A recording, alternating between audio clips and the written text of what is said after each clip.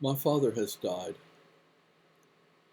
I have done a video to my grandchildren, and now I'd like to do just a little memorial to my father. My father was William Robert Lumpkin. He was born in 1932. He was born in Mock, Georgia. Mock, Georgia doesn't even exist anymore, really. It's just where the Brown Brothers sand pit is in the middle of South Georgia. My father was the quintessential protector and provider. He took his family very, very seriously. Went to college for a couple of years to be an electrical engineer, but when he and mother got married, he was 18 and she was 15. Back in that day, it was okay because dad died at the age of 88. Born in 32, a lot of things have changed. So when he and mother got married, he decided that he would quit college over a couple of years and go into the military. So he was in the middle of the Korean conflict when he was stationed in France. Mother tells me that they stayed in a converted cow barn for a year. And she said it was a very, very cold winter, but a very sweet one. And on her 19th birthday, she came back to the U.S. Dad joined her shortly thereafter. And over a period of time, he got a job at Dun & Bradstreet and climbed the ladder for 37 years. And worked there until he was the manager of some of the biggest offices. And then he retired, and the family moved to Alabama. We all bought a block of 80 acres, and we all moved in just like the Walden family. It was a sweet time. Dad said we could all divide the land and live there, but if I could see the smoke from your chimney, you're too damn close. My father taught me a lot of things. One of the main things he taught me was that a good parent will lie to their children. They will hold back any negative part of the parent's personality. They will lie. They will only present to the children the strengths and wisdom that they have, and they will hide from their children the weaknesses and shortcomings. And they do that because when they're gone or when they're not with them, the children can look and go, what would Dad do? And in doing that, they inquire in themselves, looking for the best in humanity. And it's worked for his kids. When I think, what would Dad do? I find myself asking the question, really, what would the best part of me do? What would the best part of Dad do? What would the best part of humanity do? This is what my father has left me. The ability to lie to my children and pass on more of the good in me than the bad.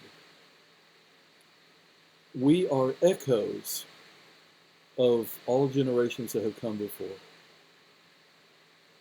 When I pass my son in the hallway, I see myself as I was many years ago. And when I pass a mirror and catch my own reflection, I see my father. And I know that my grandchildren are echoes of him that will pass forward in time into countless generations. And I look back and see my grandfather and my father and myself, and I think we are moving forward. And the only thing that we can hope to do is to refine the things that we are and place those traits into our children.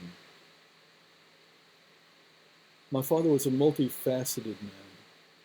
Although he was a blue-collar man most of his life, he believed that a man of average intelligence and drive could achieve anything, could do anything. So we built our own houses. Plumbing, electrical, everything. We built them from the ground up. Dad loved bounty hunting. We started a bounty hunting company, believe it or not. And as Dad began to go blind, he began to lose his sight through macular degeneration, he switched from a pistol to a sawed-off shotgun. Not the best thing to do.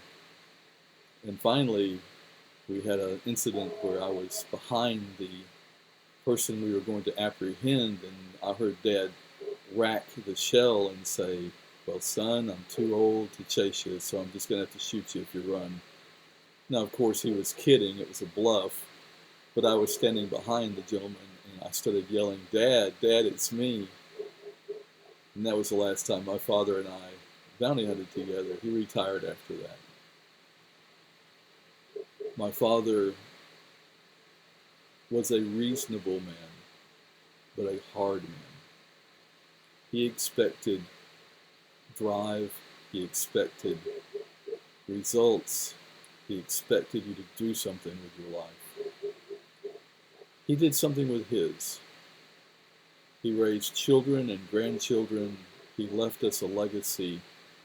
He taught us to think for ourselves, to have wisdom, to pass that along to our children.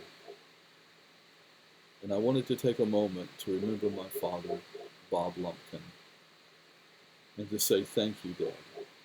Thank you for giving me a good life, for teaching me to live a good life, to allow me to apprehend my own good life and pass that along to my children and my grandchildren. Thank you, Dad, for teaching me discipline, demanding that I produce the best that I could produce. Thank you, Dad, for protecting me and providing for me, and loving me, and staying here. I know that at the end of his time, my father said, "Son, it is easier to go than it is to stay." And he knew he would be going soon. My dad said, "Son, you and your sisters have done a good job." And he meant that in so many ways, because he could no longer take care of himself at that point. And he was telling me that we did a good job in life and in taking care and providing for him as he strained to be released from this world. Many months ago, before his death, he said he was ready to go and did not know why he was here anymore.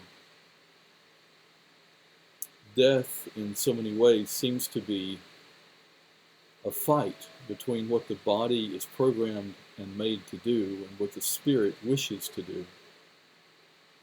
And he wanted to be released months and months before he was.